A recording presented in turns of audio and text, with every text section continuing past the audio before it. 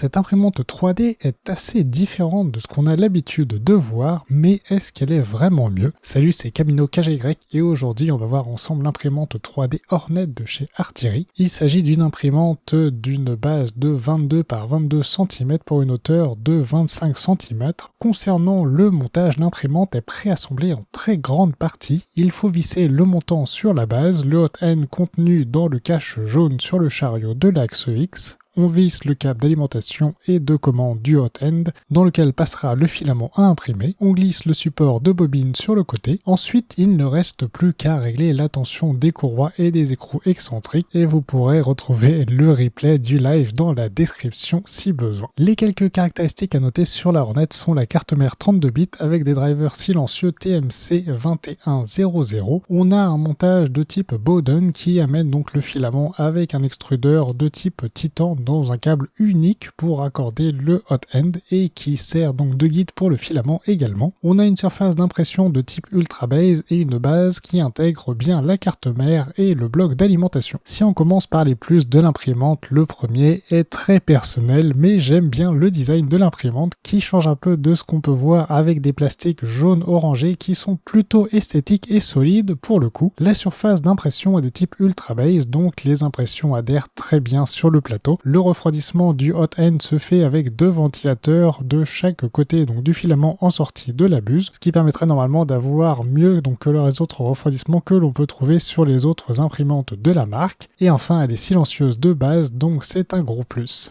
Ensuite, dans les points qui seraient à améliorer, je commencerai par le guidage du filament à l'intérieur du tube PTFE parce que je me trouve donc parfois à pousser du filament dans l'extrudeur donc pour alimenter tout simplement le hot end et le filament n'y arrive pas malgré une certaine longueur de filament inséré. Donc en fait, il doit probablement juste s'enrouler à l'intérieur de l'extrudeur. Le souci, c'est qu'on n'a pas vraiment donc moyen de le savoir. Il faut donc bien faire sortir du filament au niveau de la buse pour s'assurer d'être arrivé au bout. Ensuite, concernant la surface d'impression, on a dit qu'elle adhérait très bien, par contre elle est collée sur le plateau chauffant, donc il ne sera pas possible de l'enlever pour décoller l'impression que vous avez dessus, mais d'un autre côté on aura moins besoin de faire la mise à niveau du plateau entre les impressions. Enfin, et là je trouve ça un petit peu dommage, mais il ne sera pas possible de changer le tube PTFE qui se trouve dans le câble. S'il est endommagé, il faudra racheter le câble complet et a priori il ne sera pas possible non plus de passer évidemment sur un tube PTFE Capricorn. Dans les autres points, on a un écran qui est commandé par la molette. Concernant la conception de l'imprimante, je dois admettre qu'elle est un petit peu déroutante parce qu'on a un extrudeur donc qui se trouve à droite, une tige filetée également de ce côté, et en plus on a le moteur de l'axe Z qui se trouve en haut et à l'envers. Alors ces quelques points ne gênent en rien le bon fonctionnement de la Hornet, mais je tenais juste donc à le signaler parce que je trouvais juste ça un petit peu particulier. Enfin, on a une mise à niveau du plateau qui est manuelle mais assistée en passant par les menus donc qui amènent directement la buse aux bons endroits, aux différents coins du plateau, et ça c'est quand même plutôt pratique. Si on passe maintenant à des impressions de test, on peut commencer par le modèle de base présent donc sur la carte SD qu'on a imprimé en live en jaune. La surface est lisse, on peut voir de très légers traits donc sur la hauteur qui correspondaient, si je me souviens bien, aux lignes de remplissage. Ensuite, la dernière couche est bien lisse et sans sur ou sous extrusion. On passe ensuite à un petit cube de calibration imprimé en gris légèrement mat. On peut voir comme un léger ghosting, surtout sur donc la face Y. La surface du dessus est lisse au toucher mais semble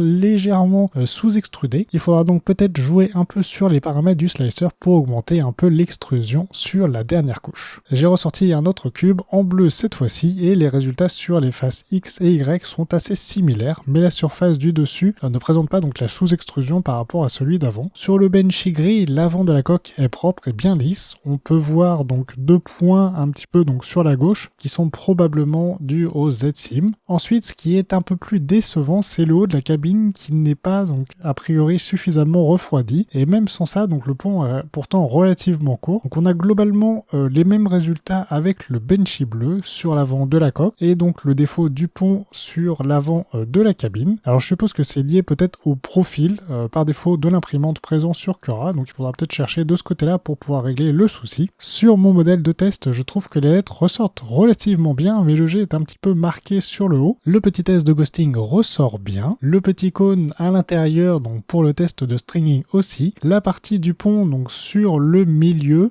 descend un peu bas, je trouve, avec le pattern en diagonale. L'overhang max à 80 degrés n'est franchement pas trop marqué et la surface du dessus est vraiment très lisse pour le coup. Enfin, j'ai imprimé un test tout en un. Les textes de devant sont bien sortis. Par contre, pour l'overhang, je suis pas forcément hyper satisfait du résultat. Alors, il doit vraiment y avoir quelque chose à regarder, je pense, du côté du refroidissement pour améliorer donc les pièces imprimées. Alors, notez que j'ai déjà validé que les ventilateurs fonctionnaient, donc il faudra sans doute plus regarder du côté de l'orientation donc du flux d'air et éventuellement de sa puissance. En résumé, on a une imprimante qui est plutôt bien conçue et novatrice qui devrait normalement intéresser ceux qui ne souhaitent pas forcément faire des upgrades et améliorations de partout, mais qui veulent donc juste simplement faire directement des impressions 3D. Alors si vous voulez aller voir la vidéo que j'ai fait sur la SignRider XE de chez Artillery en comparaison avec la X1, je vous la mets juste ici.